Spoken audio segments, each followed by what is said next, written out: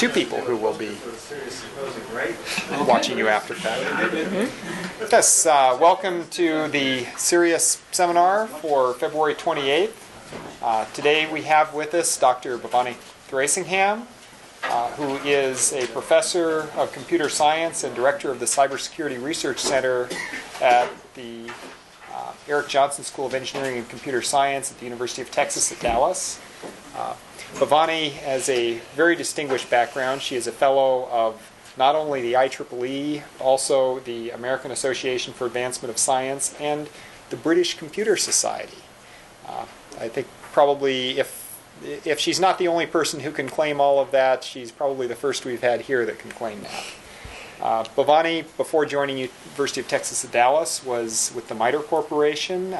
In fact, was the one who hired me into the MITRE Corporation several years ago.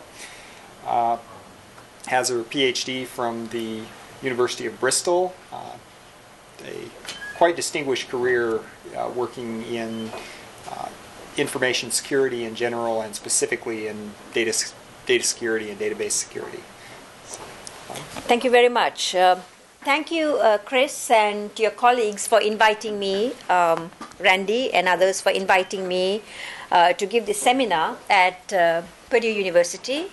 And I'm also glad to have been introduced by Chris. As I said, Chris and I worked very closely for 5 years, from 1995 until 6 years, 2001, when Chris was at MITRE. And about that time, Chris came to, he was very, you all are very fortunate to have Chris here. And I went to Washington to NSF for 3 years, and then after that I moved to University of Texas in Dallas. So what I'm going to talk about is data mining for security applications. In particular, one aspect of it, detecting malicious executables. And this is joint work with my colleague, he's an associate professor, Latifa Khan, and we are co-supervising a student, Mehdi Masood. So much of it is Mehdi's paper, his research, and Professor Khan is the main advisor of Mehdi, so I'm a co-advisor. Now I'm going to give the context as to why we are doing this particular work. It's part of a larger project at the University of Texas at Dallas.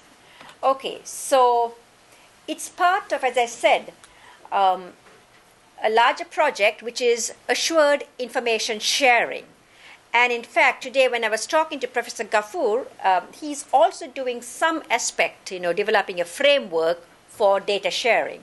So it's a very important and popular area, especially after 9/11. If you read the 9/11 Commission report, it states that the world is sort of moving, or the Department of Defense and the intelligence agencies are migrating from a need-to-know environment to a need-to-share environment. Need-to-know is sort of very strict controls. Even if you have the authorization to get some piece of data, you only get the data if you have really there's urgency and a true need-to-know.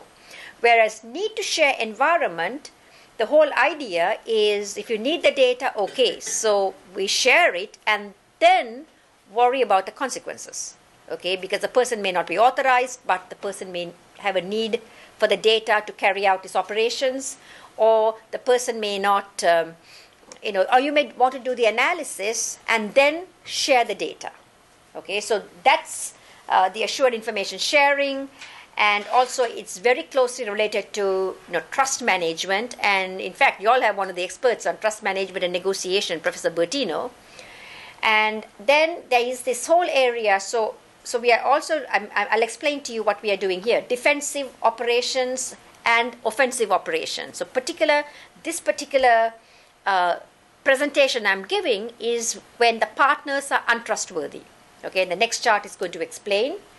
And this research is being funded by two sources, the Air Force Office of Scientific Research, and we are also getting funding from the Texas Enterprise Funds, which is coming from the governor of Texas. Another point I wanted to mention, this whole area of data mining, I have to thank Chris Clifton for it, because when he joined MITRE, one area we really try to promote and try to work and, for MITRE's customers and do research is data mining, and in particular, something called security preserving data mining, which is something that Chris started, which then became this whole area of privacy preserving data mining. Okay. So this is our vision for assured information sharing. You have different agencies, Air Force, Army, Navy, or you have different organizations such as coalition partners, US, UK, and Australia, or US, France, and Japan, or even US, China, and Russia, because they all have to work together to fight the global war on terror. So in terms of sharing data, each organization is going to export or publish, we are using a publish and subscribe model, publish the data and the policies. And then at the coalition level, they're all talking to each other and, deciding what information to share and so on. Okay, so there are four situations or four scenarios. We focused on 3 scenarios, and then we have a new assistant professor join, and he's focusing on the 4th scenario. Okay, so what is the first one? The first scenario is trustworthy partners. In the case of trustworthy partners, we are assuming that all the partners are trustworthy, such as Army, Navy, Air Force, or US, UK, Australia. Again, this is an assumption we are making. I mean, I don't know really in real world whether these are really trustworthy or not. But, in general, we trust each other, but we don't want to share everything. We are enforcing policies. Okay? So that's sort of the simple situation. The second situation is semi-trustworthy partners. I think it's better for me to explain in the next chart, okay, how these 4 things, what we are doing in each of these areas. So semi-trustworthy partners could be maybe US, maybe France, Japan, whatever. Then we also have to work with untrustworthy partners, so maybe, I don't know, US and maybe some other countries, or it could be US, some companies in US, okay? So maybe Microsoft and Oracle, right? I mean, they all want to be the big person in databases, but they are, in some cases, they have situations they have to work together.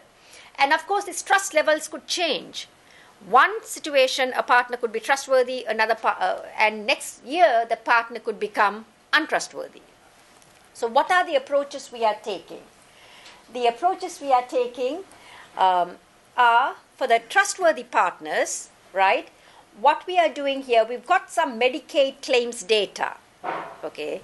And what we are doing here is Medicaid claims data is coming from the Inspector General of Texas. So Medicaid claims data we have since 2000 of every person in Texas claiming Medicaid claims. Okay, all the illnesses and so on. So what we are doing, since we don't have the Air Force data because much of it is classified, and this is in an unclassified environment, what we are doing here is enforcing policies, and here our policies are expressed in XML. So Arif, Professor Ghafoor, it's sort of somewhat, I think it's sort of a much less sort of complex, more simpler policies than what you are envisioning in your research. So we are enforcing policies, and we are determining how much information is lost. Remember, after 9/11, we said when the countries were working together, if only the countries had shared the data, the agencies, FBI and CIA had shared the data. But still, they have their own policies, so they are not sharing all the data freely. So I have a postdoc, Mamoon Awad. Actually, he's finished now. January, he joined the university in Dubai.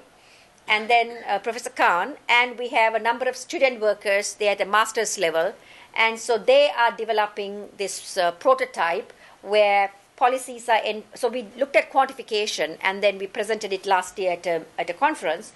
And now what we are working is to develop this, prototype to show how information is exchanged and how policies are enforced and so on. Okay, so that's